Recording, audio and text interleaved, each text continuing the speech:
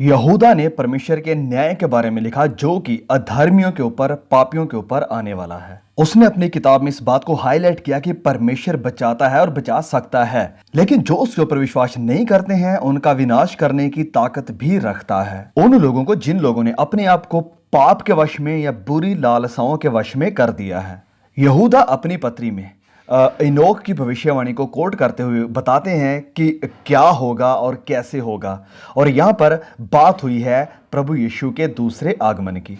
यहूदा लिखता है, यहूदा अध्याय 1 वचन 14 में, कि हनोक ने भी जो आदम से 7वीं पीढ़ी में था इनके विषय में ये भविष्यवाणी की, देखो प्रभु अपने लाखों पवित्रों के साथ आया कि सबका न्याय करे और सब भक्तिहीनों को उनके अभक्ति के सब कामों के विषय में जो उन्होंने भक्तिहीन होकर किए हैं और उन सब कठोर बातों के विषय में जो भक्तिहीन पापियों ने उसके विरोध में कही हैं, दोषी ठहराए।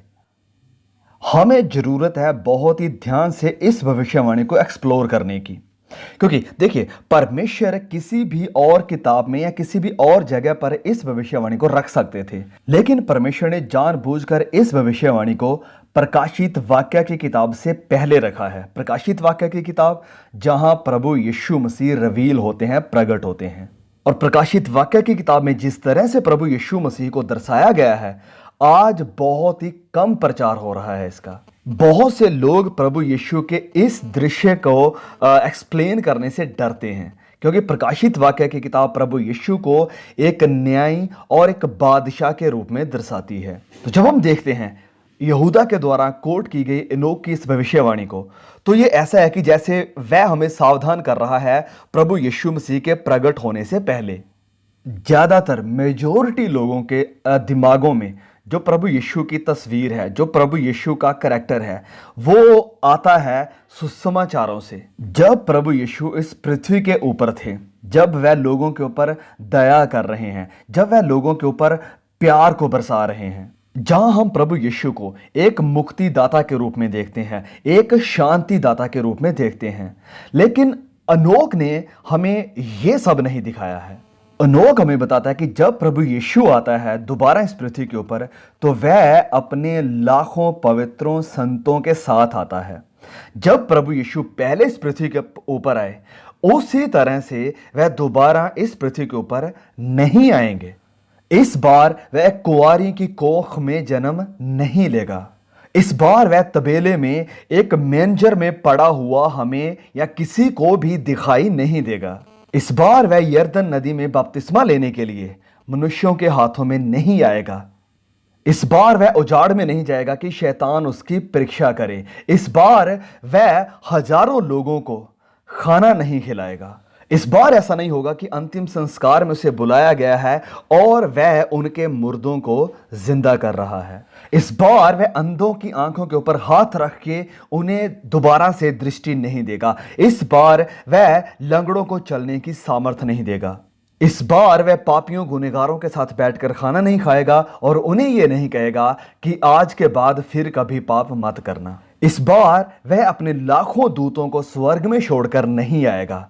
इस बार प्रभु हमारा अकेला नहीं आएगा। हनोक इस भविष्यवाणी में हम देखते हैं कि इस बार अपने दूसरे आगमन में प्रभु यीशु अकेले नहीं आ रहे हैं।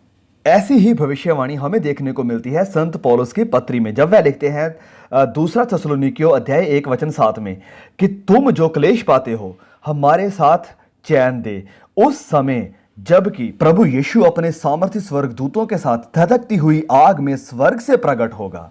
और जो परमेश्वर को नहीं पहचानते और हमारे प्रभु यीशु के सुसमाचार को नहीं मानते, उनसे पलटा लेगा। तो यह भी एक कंफर्मेशन है कि प्रभु यीशु अकेले नहीं आएंगे और वह उस तरह से नहीं आएंगे जैसे वह पहले आए थे। और जिस कारण के लिए वे पहले आए थे, दोबारा इस कारण के लिए नहीं आएंगे। पहली बार वे आए थे एक मेमने के रूप में, और अब आएंगे वह एक यहूदा के बब्बर शेर के रूप में।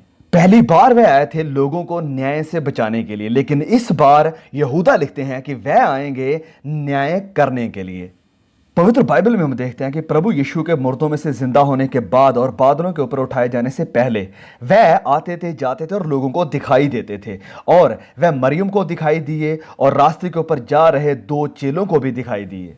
फिर वह दिखाई दिए कमरे में अपने 10 चेलों को, उसके बाद संत थॉमस को और बाकी चेलों को।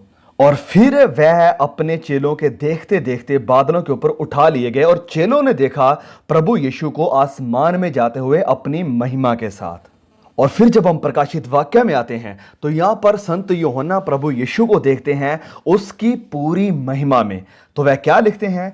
प्रकाशित वाक्य 1:17, जब मैंने उसे देखा तो उसके पैरों पर मुर्दा सा गिर पड़ा और उसने मुझ पर अपना दाहिना हाथ रखकर कहा, मत डर, मैं प्रथम और अंतिम हूं और जीवित भी मैं हूं। मैं मर गया था और अब देख मैं युगान युग जीविता हूं और मृत्यु और अधोलोक की कुंजियां मेरे ही पास हैं।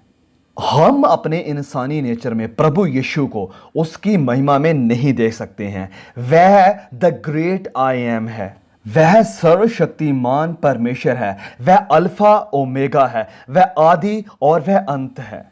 और यही प्रभु यीशु दोबारा इस पृथ्वी के ऊपर आ रहा है, इस पृथ्वी का न्याय करने और अपने राज्य को स्थापित करने के लिए। और ये एक ऐसा संदेश है जिसे बहुत से लोग सुनना नहीं चाहते हैं। रीजन? क्योंकि उन्होंने अपने आप को प्रभु यीशु के इस दूसरे आगमन के लिए तैयार नहीं किया है अभी तक। और हनोक लिखते हैं कि प्रभु यीशु अपने लाखों पवित्रों के साथ आएंगे इस पृथ्वी का न्याय करने के लिए। और प्रकाशित वाक्य की किताब इस बात को कंफर्म करती है और रिवील करती है कि प्रभु यीशु एक न्यायी और एक बादशाह के रूप में आएंगे। और आज बहुत से लोग उस प्रभु यीशु को तो चाहते हैं जो सुसमाचारों में लोगों को खाना खिलाता है, जो मुर्दों को जिंदा करता है, जो बीमारों को शिफा देता है, लेकिन आज उस प्रभु यीशु को नहीं चाहते हैं जो न्याय करता है। लेकिन हम इस सच्चाई से कभी भी अपनी आंखें नहीं फेर सकते हैं कि हमारा हिसाब होगा और हम इस जज के सामने खड़े होंगे एक दिन। और यह सच्चाई है कि हम एक दिन अपने क्रिएटर, अपने बनाने वाले को जरूर देखेंगे। इब्रानियों अध्याय 9:27 में लिखा है कि मनुष्यों के लिए एक बार मरना और उसके बाद न्याय का होना नियुक्त है, अपॉइंटेड है। और ये कब होगा ये ना मैं जानता हूं ना आप जानते हैं। It's just a matter of time कि ये कब होगा। लेकिन एक दिन मैं और आप जरूर इस जज के सामने खड़े होंगे। ये एक ऐसी सच्चाई है जिसे हम स्वीकारना नहीं चाहते हैं, जिसे हम मानना नहीं चाहते हैं। लेकिन हमारे ना मानने या हमारे स्वीकार ना करने से ये सच्चाई बदलने वाली नहीं है। प्रकाशित वाक्य की किताब हमें बताती है कि किताबें खोली जाएंगी और उन किताबों में लिखे हुए हमारे कामों के आधार पर हमारा न्याय होगा। हनोक ने प्रभु यीशु को एक जज के रूप में देखा, लेकिन संसार आज इस बात को रिजेक्ट करना चाहता है। वह चाहते हैं उस प्रभु यीशु को जो कि अभी भी मेंजर में है, जो कि अभी भी मरियम के हाथों में है। कुछ लोग चाहते हैं बस उसी यीशु को जो उनकी बीमारियों को चंगा करे, जो उनकी सारी विशेष को पूरा करे, जो कि उनके सारे गुनाहों को बस माफ करता जाए, उनके ऊपर बस दया करता रहे। वह चाहते हैं कि यीशु उनके लिए बस क्रूस के ऊपर लटका रहे। वह उसी यीशु को चाहते हैं जो क्रूस के ऊपर लटका हुआ है और उनके लिए मर रहा है।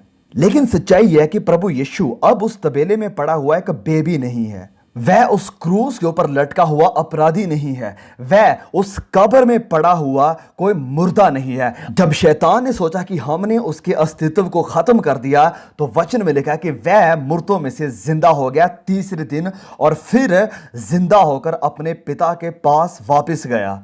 और मनुष्य के इतिहास में वह दोबारा वचन कहता है कि अपने लोगों को लेने के लिए एक बार फिर आएगा।